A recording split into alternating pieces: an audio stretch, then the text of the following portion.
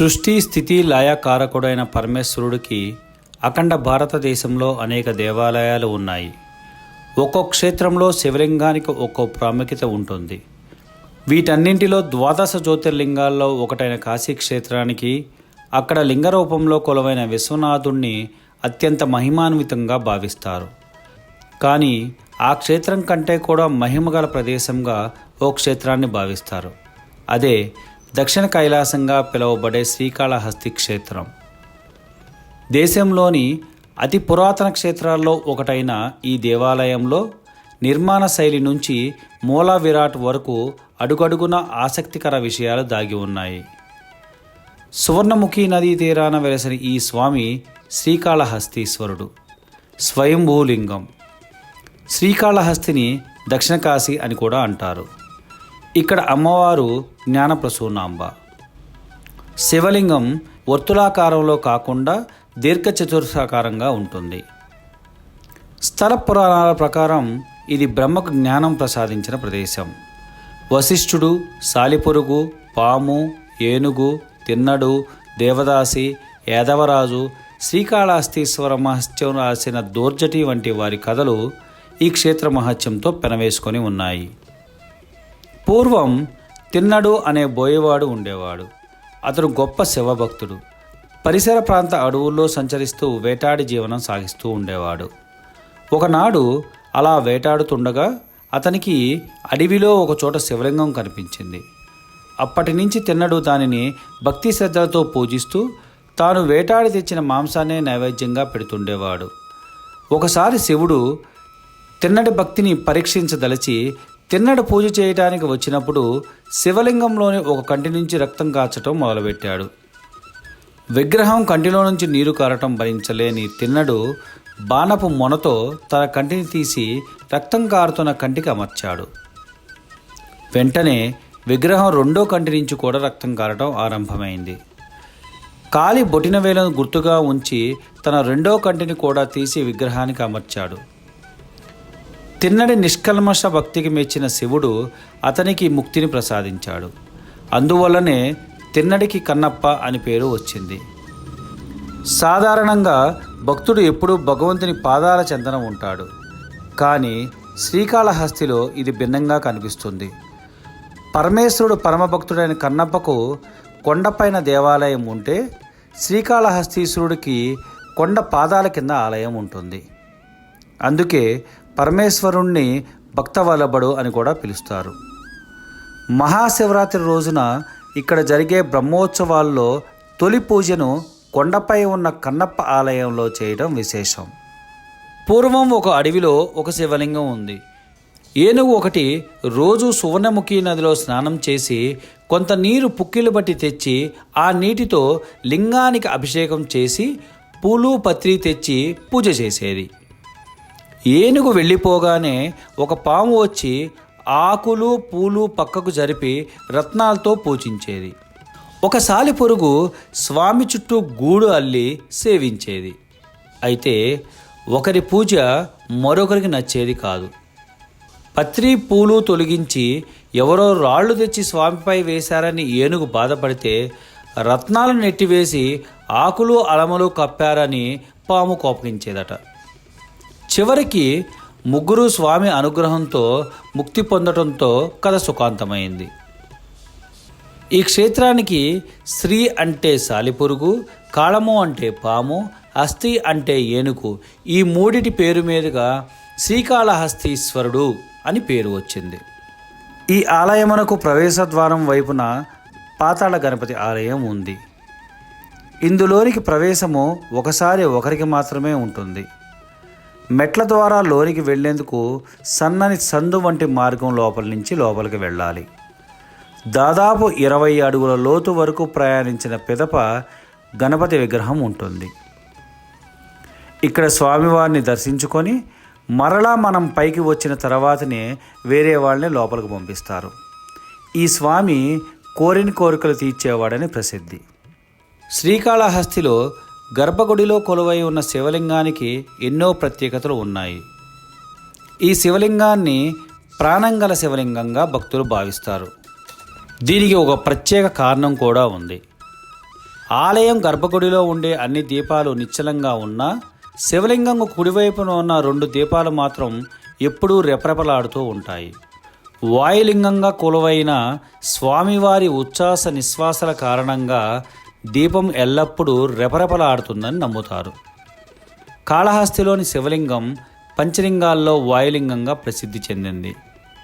మిగతావి కంచి ఏకాంబేశ్వరుడు పృథ్వీలింగము, శ్రీరంగం వద్ద జంబుకేశ్వరుడు జలలింగము, అరుణాచలంలో తేజోలింగం, చిదంబరంలో ఆకాశలింగము. అంతేకాకుండా కాళహస్తిలోని శివలింగానికి మరో ప్రత్యేకత కూడా ఉంది. దేశంలోని అన్ని ప్రముఖ శైవ క్షేత్రాల్లో శివలింగానికి అర్చకులు అభిషేకాలు చేస్తూ ఉంటారు. కొన్ని చోట్ల భక్తులకు కూడా ఆ అవకాశం ఉంటుంది. కానీ ఇక్కడ శివలింగాన్ని మాత్రం అర్చకులతో సహా ఎవరూ తాకరు. ప్రాణవాయులింగంగా పూజలు అందుకునే ఈ లింగం తెల్లని వర్ణంలో ప్రకాశిస్తూ కనిపిస్తుంది. అందుచేత శ్రీకాళహస్తీశ్వరుణ్ణి కర్పూరలింగం అని కూడా పిలుస్తూ ఉంటారు. నవగ్రహ కవచంతో ఉండే ఈ శివలింగాన్ని ప్రతిరోజు పచ్చకర్పూరంతో అర్చకులు తాకకుండానే అభిషేకిస్తారు. జ్ఞానప్రసూనాంబ అమ్మవారిని దర్శించుకొని బయటికి వచ్చిన తర్వాత ఎదురుగా నుంచొని పైకి చూస్తే మండపం యొక్క పైభాగంలో రాసుల చక్రం ఉంటుంది. అది చూస్తే మనకు అన్ని రాశి దోషాలు తొలగిపోతాయని భక్తుల నమ్మకం. శ్రీకాళహస్తీశ్వర ఆలయం నిర్మాణంలో ఒక ప్రత్యేకత ఉంది. ఇక్కడ వినాయకుడు, శ్రీకాళహస్తీశ్వరుడు, జ్ఞానప్రసూనాంబ అమ్మవారు దక్షిణమూర్తి ఒక్కొక్కరు ఒక్కొక్క దిక్కునకు అభిముఖులై ఉంటారు. ఆలయ దర్శనం ద్వారా చతుర్విధ పురుషార్థ సిద్ధి లభిస్తుందనటానికి ఇది సూచన అని భక్తుల విశ్వాసం. పాతాళ గణపతి ఉత్తరాభిముఖంగాను, జ్ఞానప్రసూనాంబ తూర్పు ముఖంగాను, శ్రీకాళహస్తీశ్వరుడు పశ్చిమ ముఖంగాను, దక్షిణామూర్తి దక్షిణముఖంగాను ఉన్నారు. దక్షిణామూర్తి పూజలందుకొనటం కారణంగా ఇది జ్ఞానప్రధానమైన క్షేత్రం అయ్యింది. శ్రీకాళహస్తిలోని సుబ్రహ్మణ్యేశ్వర స్వామికి ఓ ప్రత్యేకత ఉంది. ఇక్కడ సుబ్రహ్మణ్యేశ్వర స్వామిని వల్లీ దేవసేన సమేత చెంగల్వరాయనుగా పిలుస్తారు. ఇక్కడ తప్ప దేశంలో మరెక్కడ సుబ్రహ్మణ్యేశ్వర స్వామికి ఈ పేరు ఉండదు. శ్రీకాళహస్తి క్షేత్రం అనగానే మొట్టమొదటి గుర్తొచ్చేది రాహుకేతు శాంతి పూజలు. శ్రీకాళహస్తీశ్వరుడికి ఉండే నవగ్రహ కవచం ద్వారా రాహుకేతువులతో పాటు గ్రహాలన్నీ పరమేశ్వరుడి అదుపులో ఉంటాయని నమ్ముతారు. ఇక జ్ఞానప్రసూనాంబ అమ్మవారికి కూడా కేతువు వడ్రానంగా ఉంటాడు. అందువల్ల ఈ క్షేత్రంలో రాహుకేతు శాంతి పూజలను ప్రముఖంగా నిర్వహిస్తూ ఉంటారు. పుత్రశోకానికి గురైన వశిష్ఠ మహర్షికి పరమేశ్వరుడు పంచముఖ నాగలింగేశ్వరునిగా దర్శనమిచ్చాడట. ఈ నాగరూపమునే బ్రహ్మదేవుడు కూడా అర్చించాడట. ఈ నాగరూపం కారణంగా ఈ క్షేత్రానికి రాహుకేతు క్షేత్రము అని పేరు కూడా వచ్చింది. సర్పదోషము, రాహుకేతు గ్రహదోషాల నుండి నివారణ కోసం ఈ స్వామిని పూజిస్తారు. కాళహస్తి ఆలయంలో రాహుకేతు పూజ చేసిన తర్వాత నేరుగా వారి ఇంటికి వెళ్ళాలని సాధారణంగా నమ్ముతారు. కాళహస్తిని దర్శించిన తర్వాత ఆ రోజంతా భక్తులు మరే ఇతర ఆలయాలను సందర్శించకూడదు అని కూడా అంటారు. అదేవిధంగా ఆలయంలో ఉండే మరో ప్రధాన ఆకర్షణ సహస్రనామ మండపం. శ్రీకాళహస్తి ఆలయంలో ఎక్కడా ఆకాశం కనిపించదు. కానీ ఈ మండపంలో ప్రత్యేకంగా కేటాయించిన గుర్తుల వద్ద నిలబడి చూస్తే స్వామివారి శిఖరం, అమ్మవారి శిఖరం, భక్త కన్నప్ప ఆలయ శిఖరాలు స్పష్టంగా కనిపిస్తాయి. ఈ మండపంలో ధర్మరాజు, యమధర్మరాజు, చిత్రగుప్తులు ప్రతిష్ఠించిన శివలింగాలు కూడా కనిపిస్తాయి. సాధారణంగా శైవక్షేత్రాల్లో నవగ్రహ మండపం విడిగా ఉంటుంది. కానీ ఇక్కడ నవగ్రహాలన్నీ కాకుండా కేవలం శనీశ్వరుడికి మాత్రమే మండపం ఉంటుంది. శని త్రయోదశి రోజున ఇక్కడ శనీశ్వరుడికి చేసే అభిషేకాన్ని తిలకించేందుకు భక్తులు పెద్ద సంఖ్యలో వస్తూ ఉంటారు. ఆలయానికి 4 దిక్కుల 4 గోపురాలు, 120 అడుగుల ఎత్తుగల రాజగోపురం కృష్ణదేవరాయలు కట్టించింది ఉన్నాయి. స్వామి గ్రామోత్సవం ఈ గోపురం నుండే మొదలవుతుంది. ఆలయానికి చేరుకోవడానికి ముందుగా తేరు వీధికి ఎదురుగా ఉన్న భిక్షాల గోపురం నుండి వస్తాడు. జంగమ రూపుడైన శివుణ్ణి సేవించి తరించిన దేవదాసి బిచ్చాలు దీనిని కట్టించిందట. ఈ గోపుర నిర్మాణం యాదవ నరసింహరాయల కాలంలో జరిగిందని అంటున్నారు.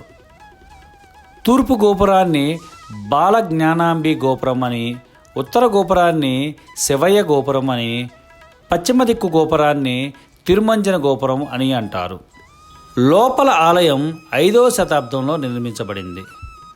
బయటి ఆలయం 11వ శతాబ్దంలో రాజేంద్ర చోళ 1 తరువాత చోళరాజులు, విజయనగర రాజులచే నిర్మించబడింది. 12వ శతాబ్దానికి చెందిన వీర నరసింహ యాదవరాయ అనే రాజు ప్రస్తుతం ఉన్న ప్రాకారాలను, 4 ద్వారాలను కలిపే గోపురాలను నిర్మించాడు. 1516 విజయనగర సామ్రాజ్యాధీశుడైన శ్రీకృష్ణదేవరాయలు రాతిపై చెక్కించిన రచనల ఆధారంగా ఆయన 100 స్తంభాలు కలిగిన మండపం, అన్నిటికన్నా తూర్పు పడమర దిక్కుల వైపుకు ఉన్న ఎత్తైన గాలిగోపురం నిర్మించినట్లు తెలుస్తుంది. ఈ గోపురాన్ని 1516వ సంవత్సరంలో గజపతులపై విజయానికి సూచనగా నిర్మించినట్లు తెలియజేస్తుంది. ఈ గోపురం 2010 మే 26న కూలిపోయింది. 10 సంవత్సరాలుగా గోపురంలో అక్కడక్కడ పగుళ్ళు కనిపిస్తున్నప్పటికీ దానికి ఆలయ అధికారులు మరమ్మతులు చేస్తూ వస్తున్నారు. అయితే కూలిపోక ముందు కొద్ది రోజుల క్రితం సంభవించిన లైలా తుఫాను కారణంగా ఒకవైపు బాగా బీటలు వారింది, మరో 2 రోజులకు పూర్తిగా కూలిపోయింది. అదే స్థానంలో ఇప్పుడు కొత్త గోపురం కట్టారు. ఇలా ఎన్నో ప్రత్యేకతలు విశిష్టలతో శ్రీకాళహస్తి క్షేత్రం ఆధ్యాత్మిక పర్యాటక గమ్యస్థానంగా మారింది. ప్రముఖ పర్యాటక క్షేత్రమైన తిరుపతి నుంచి కేవలం 40 కిలోమీటర్ల దూరంలో శ్రీకాళహస్తి ఉంటుంది. కాబట్టి తిరుమలకు వెళ్ళే భక్తులు శ్రీకాళహస్తిని కూడా సందర్శిస్తూ ఉంటారు. తిరుమల నుంచి ప్రతి 5 నిమిషాలకి బస్సు సౌకర్యం ఉంటుంది. శ్రీకాళహస్తీశ్వర దేవస్థానం ఆంధ్రప్రదేశ్లోని తిరుపతి జిల్లా శ్రీకాళహస్తి పట్టణంలో ఉంది. ఇక్కడకు చేరుకోవడానికి అన్ని ప్రదేశాల నుంచి బస్సు సౌకర్యం ఉంది. శ్రీకాళహస్తిలో రైల్వే స్టేషన్ కూడా ఉంది. రేణిగుంట విమానాశ్రయం ఇక్కడికి 24 కిలోమీటర్ల దూరంలో ఉంటుంది. ఈ వీడియో కనుక మీకు నచ్చినట్లయితే లైక్ చేయండి, షేర్ చేయండి. మరిన్ని వీడియోల కోసం సబ్స్క్రైబ్ చేసుకోండి.